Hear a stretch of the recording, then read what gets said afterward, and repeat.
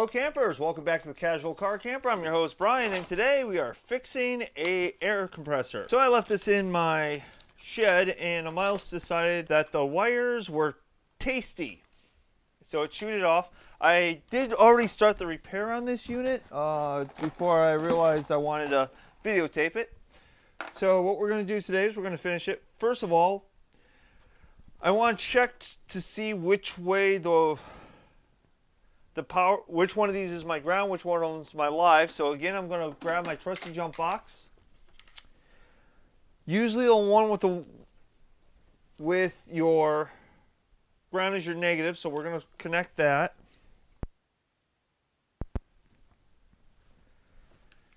And the one without any markings, usually positive. So that's the way we're going to try first. And if we're wrong, we switch it and see if it powers up the other way. And right in one. So it's got a built-in light, but so we know which way that goes.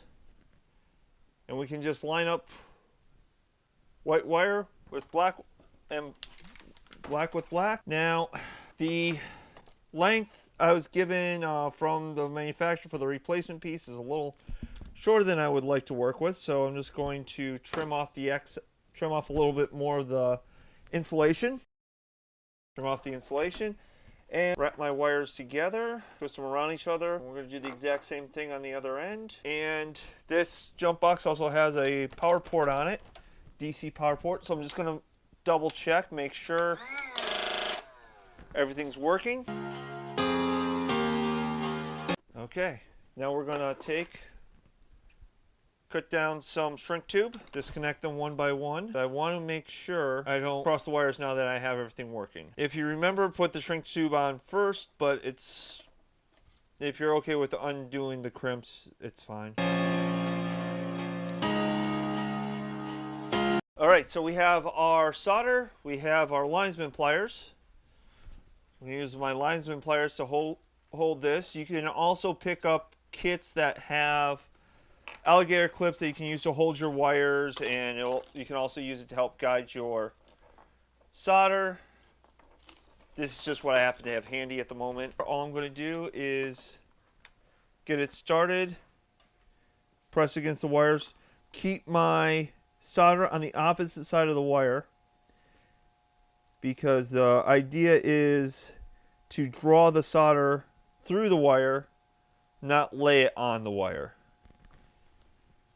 And again, if you can do this outdoors or in a well-ventilated area, because a lot of times you will get smoke due to chemicals burning off of the wire.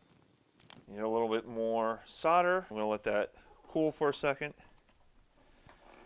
Now, a soldering gun is going to give you a lot more heat, so you do want to keep your shrink tube away, and you want to be careful because it does get hot. And this was a new tip when I started earlier today. I've done a few jobs and it's actually started to warp from the heat. That's also why they tell you to use it intermittently. You want to use it for 10 to 15 seconds and let it cool for about 30. So if you're doing a lot of little jobs, it doesn't hurt to give the equipment a few minutes to cool down in between. If you're doing one big job, do it in pieces so that you can not damage your equipment, because I've actually, first one I got, I didn't realize I was supposed to do it intermittent, and I actually melted this whole top piece from the heat. So now all we're going to do is we're going to take our tube and use my linesman pliers, because again, this is very, very warm.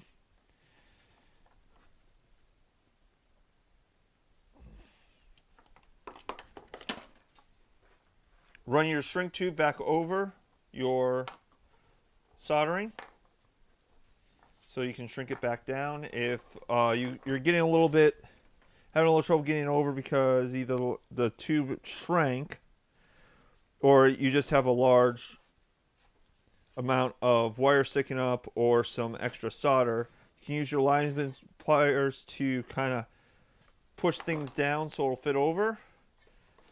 And if that doesn't work, what you can do is, if you have a large glob of solder, go to the opposite side from where your glob is and just heat up your wiring so it melts and flows again. And then when it's still a little soft, take your pliers, press down so you have enough space to get your shrink tube over. Just pull it through.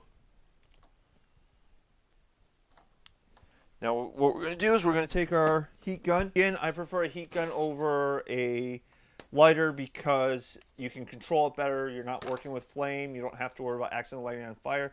And if you're working in a garage and there's a lot of chemicals around, those things are usually flammable. This won't light them as easily by accident. Take our heat gun, gently go over our tube till it's shrunk down and it's tight with the wire. Now, there's two main types of shrink tube you can get. You can get marine and standard. The main difference is marine has a chemical in it that when it heats up, it completely seals the end of the wire, so water and moisture can't get in. It's meant for being used with boats and such. I use it with just about everything because everything I either use for camping, so it means I'm going to be using it in sometimes wet conditions, or I using it on my car, which I drive through rain with. So I usually only buy the marine because that's best for my purposes. So now what I'm going to do, because again, I don't like having a space between my wires. I want them touching so that things can't accidentally grab and pull on them and rip my solder job apart. So I'm going to take a little electrical tape, wrap it around, try to keep it tight. I usually have about a 25% overlap between my twists just to keep it looking nice and neat. I'm going to wrap it.